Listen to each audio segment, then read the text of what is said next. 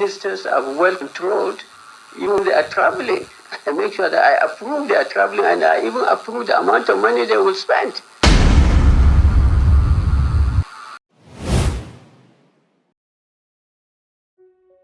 General Sani Abacha was a Nigerian military officer and statesman who ruled Nigeria as head of state from the 17th of November, 1993 until his death on the 8th of June, 1998. His administration remains one of the most controversial in Nigerian history, marked by severe political repression, large-scale corruption, and extensive human rights abuses. Sani Abacha was born on the 20th of September, 1943 in Kano State, Nigeria.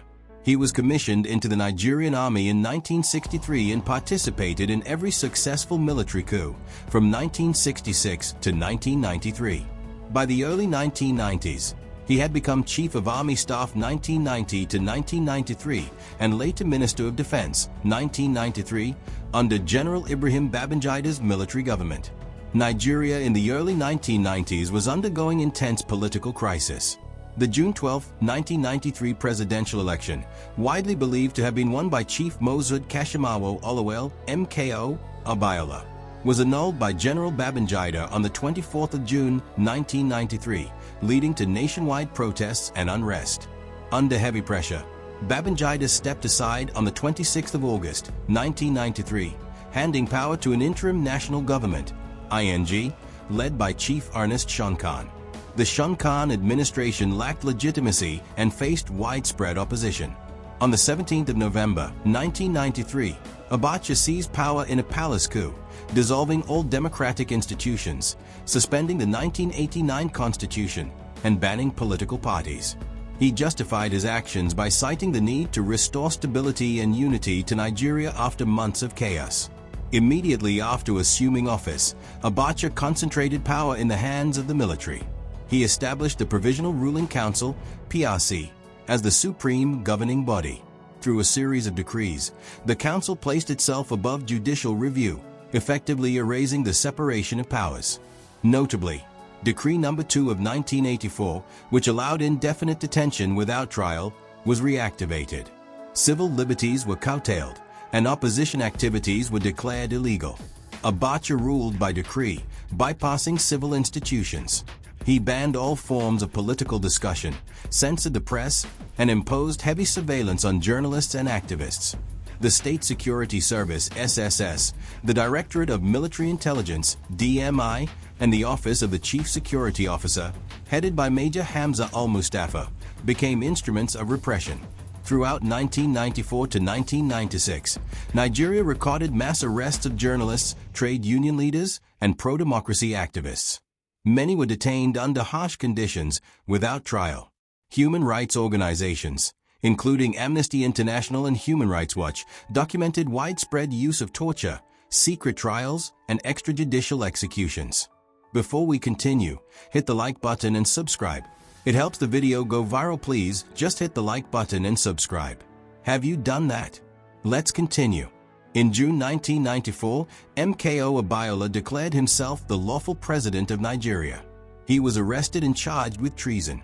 Abiola remained in detention for 4 years under harsh conditions until his own death in July 1998, shortly after Abacha's demise.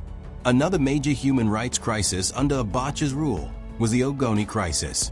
The Ogoni people, led by writer and activist Ken Saro-Wiwa, had organized the movement for the survival of the Ogoni people, MOSUP, to protest environmental degradation caused by oil exploitation in the Niger Delta.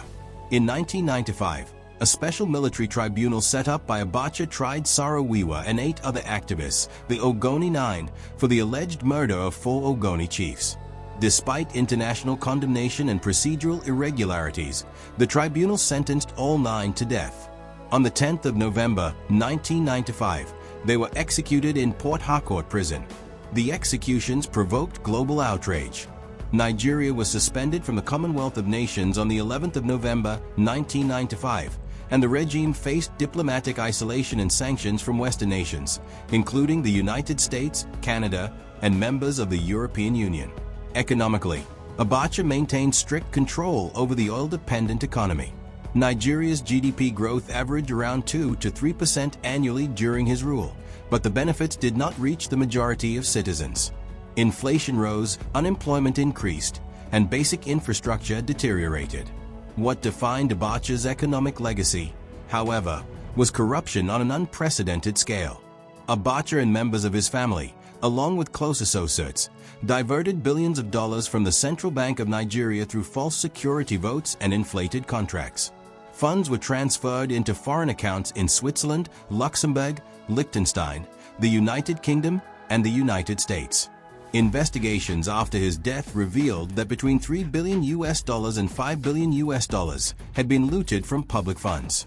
By 2000, about $700 million had been recovered through cooperation with Swiss authorities, and additional funds were repatriated in subsequent years. The stolen wealth became known globally as the Abacha Loot. Abacha's regime was widely regarded as pariah by the international community. Following the 1995 executions, foreign investment declined sharply. Nigeria faced sanctions and diplomatic isolation. The European Union and the United States imposed visa restrictions on government officials, suspended most forms of aid, and limited military cooperation.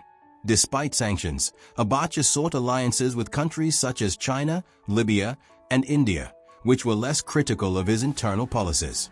He also initiated limited economic reforms under the Vision 2010 plan, aimed at diversifying Nigeria's economy, but the program achieved little due to corruption and poor governance.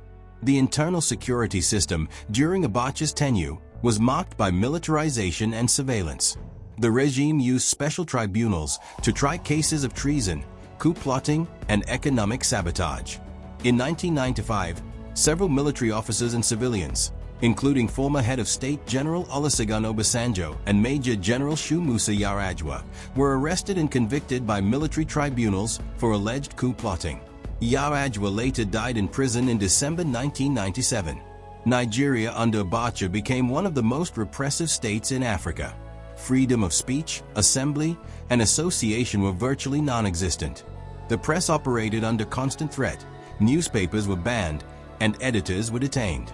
Human rights organizations described his government as a military dictatorship characterized by systematic violations of civil liberties. On the morning of the 8th of June, 1998, General Sani Abacha died suddenly at the presidential villa in Abuja. The official explanation was a heart attack, but the absence of an autopsy and conflicting reports led to speculation of poisoning or assassination. Within 24 hours, General Abdulsalami Abubakar was appointed as head of state. Abubakar's government quickly initiated a transition to civilian rule, releasing political prisoners, including MKO Abiola, who, however, died suddenly on the 7th of July, 1998. The transition culminated in the 29th of May, 1999 inauguration of President Olusegun Obasanjo, marking Nigeria's return to democratic governance after 16 years of continuous military rule. Sani Abacha's 5-year rule left a lasting impact on Nigeria's political and social landscape. His regime was characterized by severe authoritarianism, the systematic dismantling of democratic institutions and rule of law, massive corruption, embezzlement of state funds estimated between $3 to $5 billion, human rights abuses, unlawful detention, torture, and execution of political opponents, international isolation, Nigeria's pariah status and sanctions following the 1995 executions. Although some credit Abacha with maintaining exchange rate stability and a measure of fiscal discipline, these achievements were overshadowed by the scale of his regime's corruption and repression. In subsequent years, Nigeria recovered portions of the stolen funds, most recently in 2020, when the United States and Jersey returned $308 million to Nigeria. Nevertheless, much of the Abacha loot remains untraced. Today, Sani Abacha's name symbolizes the dangers of unchecked military rule, state corruption, and abuse of power. His era remains a cautionary reference point in Nigeria's political history, a reminder of how absolute power, when combined with systemic corruption, can devastate a nation's democratic aspirations and moral fabric. Like this video before leaving just 1 second. Thank you. For more Africa documentaries, subscribe to the channel. It's free by come back tomorrow.